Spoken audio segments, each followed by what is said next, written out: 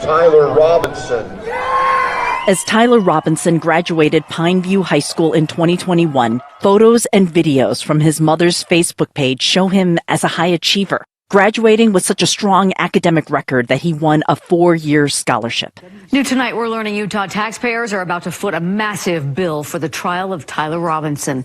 He's the 22-year-old accused of murdering political activist Charlie Kirk. Congratulations, you have been selected to receive the Resident Presidential Scholarship from Utah State University. The value of this scholarship is approximately $32,000. Commissioner said it's not typical to add staffing mid-year, but it is necessary to maintain the level of service with such a high-profile case. The county is now in the unique position of funding both defense and the prosecution.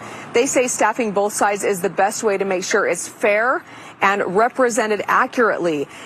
Well, breaking news, Bo Mason, Commissioner of the Utah Department of Public Safety, confirmed to Fox News that Robinson circled back to the campus to retrieve the rifle. That's not the part that we don't know. It's the timing that is quite new.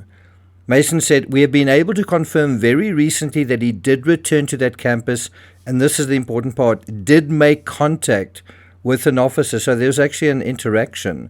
The contents of that interaction we're not prepared to reveal right now.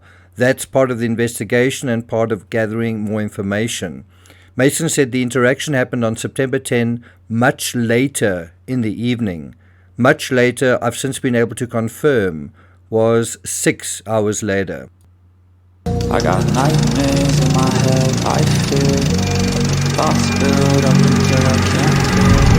My mind fills up into a creature, and it haunts me somewhere much deeper. I got nightmares in my head, I fear.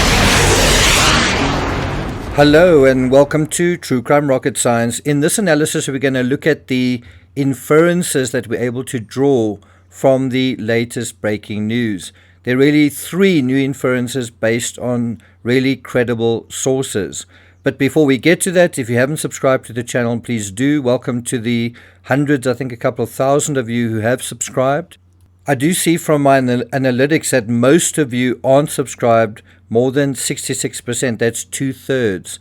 So if you are interested in this coverage and you'd like to stay in touch and certainly get authentic true crime rocket science analysis, please do hit the subscribe button. If you're finding this analysis worthwhile, please hit the thanks button and let's get started. All right, so what inferences are we able to draw from the latest breaking news? Well, according to Fox News, Mason added that investigators had been able to track Robinson's movements to local businesses and other places in and around the area. That's Orem. We know he visited a restaurant eatery or he made a purchase for food, just kind of a normal interaction, Mason said. This new information means we are able to make 3 new inferences based on, as I say, very credible sources. So let's get to them. Number 1, so he was at Dairy Queen, wasn't he? Now, although they're not explicitly saying that, we now have confirmation, it appears, from law enforcement that they not only encountered the alleged shooter 6 hours later, still in Orem, this is a face-to-face encounter, but that they also tracked him to a fast food restaurant. Now, if he knew he was being followed, perhaps he went to Dairy Queen just to fit in with the crowd. I don't think he went there because he was hungry. I think if he'd had this interaction and he knew he was being followed, he wants to look as though he's just sort of hanging around like everybody else. He's not there trying to find his firearm, which of course he allegedly was. So I think it is possible that he went to the Dairy Queen to throw law enforcement off his trail. And I'm not sure I believe that, though. He doesn't look terribly concerned, paranoid, or worried in this image. Remember the Dairy Queen image that was said to have been taken at 6:38 p.m. on the day of the incident? Well, Fox Digital learned Thursday that he had an encounter with law enforcement near the campus at around 6:30 p.m. the evening of the shooting. So this encounter apparently happened 8 minutes earlier. That is enough time to drive around the corner or perhaps even walk to the Dairy Queen. That would also be interesting to establish. Did he walk or drive? Given this information, I'm now inclined to believe the Dairy Queen image is legit after all. The tan on his arms was one aspect that seemed to me to be a mismatch, but it's possible he got a lot of that burn that day, since he was literally lying on his stomach in the sun and walking to and from the campus in the sun for much of the day. That's besides the whole staking out of the drop point. Some of it was admittedly in a dark long-sleeve shirt, but some of it wasn't. But then some of that exposure does appear to be in that maroon short-sleeved shirt. Incidentally, new footage of Brian Koberger has recently come out as well, although many have commented on his movements, in his case to get coffee on the morning after the murders. I'm not sure whether anyone has matched the color of his shirt seen that day to the color of the shirt in the thumbs-up selfie he took later that same day, November 13th, the day of the quadruple murders. Now, I must say, I initially trusted that the Dairy Queen image was real, but then given my distrust of social media, a lot of the stuff that was circling that's clearly bogus, and just my lack of knowledge of the source, which is to some extent still a question mark, I later changed my position and felt it was more likely to be a manufactured image.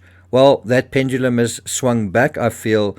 I think there is sufficient context, certainly in terms of the timeline, certainly in terms of the information that's come out now, and as well as witnesses observing Robinson's movements at this critical time at around 6:30 p.m.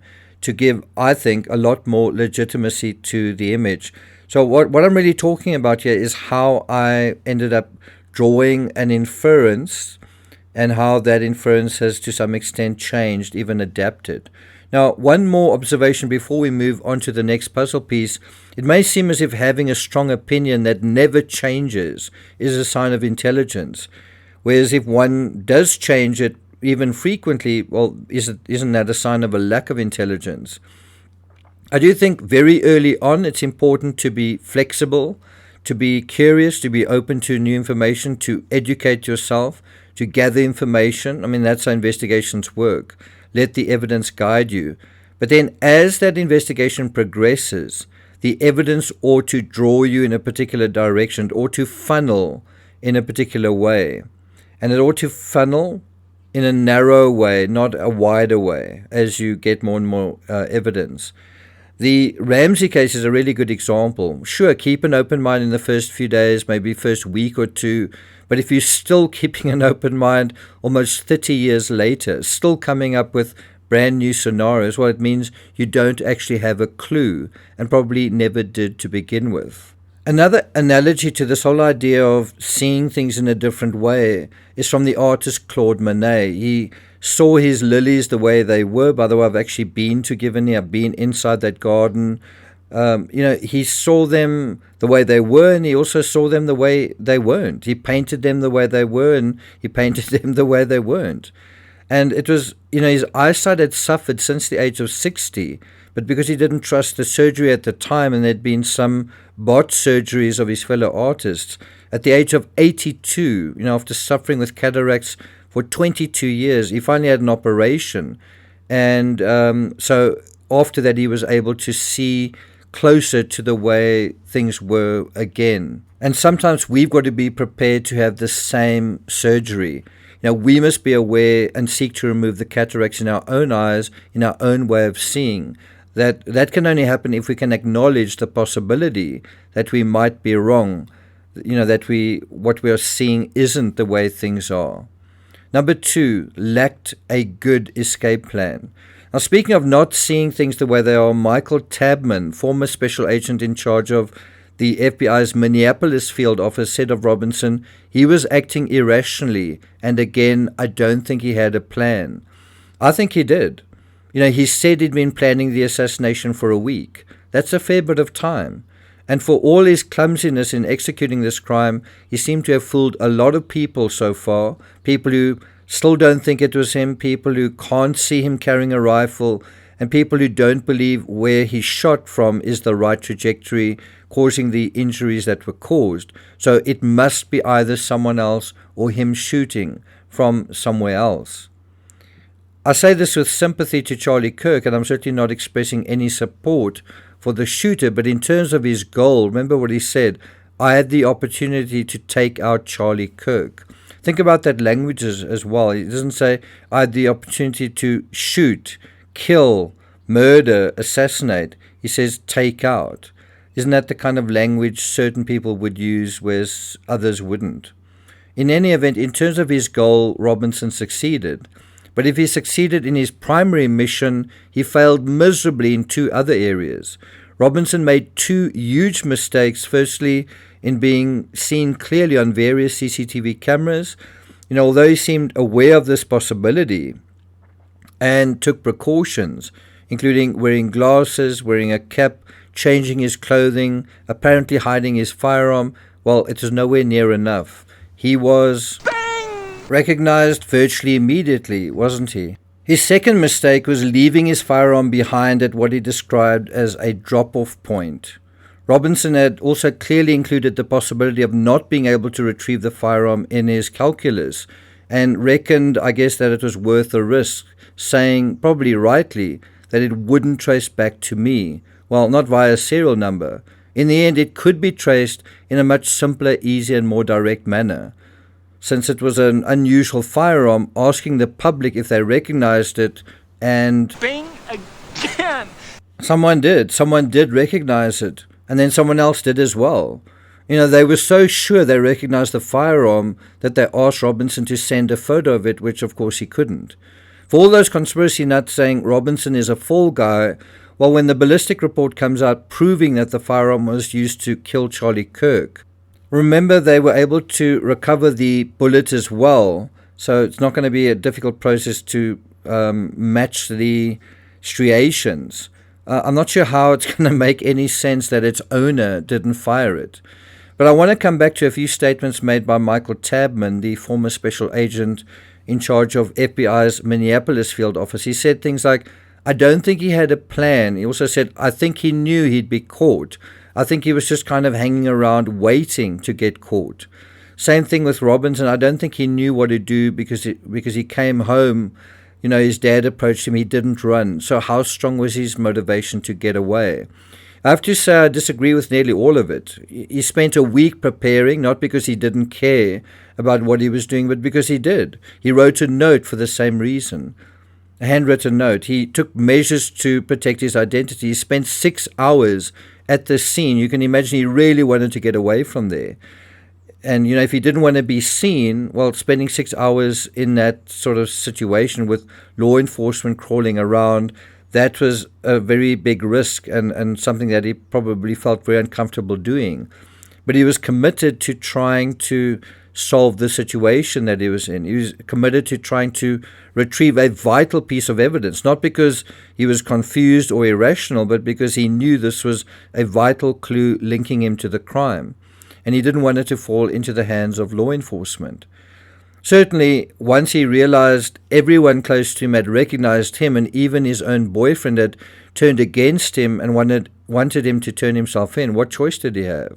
So then at that point, you can imagine him losing a lot of his resolve. Like Chris Watts, once he realized he'd lost everything, he sort of threw in the towel. But that doesn't mean he wasn't trying very hard to get away with it. You cannot have a protagonist without desire. It doesn't make any sense. Any fucking sense. All right, I see we at 13 and a half minutes. That is about 3 times the attention span of some of the people watching. So although I do want to get to a very important third aspect to this puzzle, it's really the number 4 clue we all miss, really important. Since most, not all, if you're still listening, I really appreciate it, but since most attention spans are up, I think time's up, and we'll deal with that in the next episode. Take care, have a wonderful weekend, and I'll see you guys next time.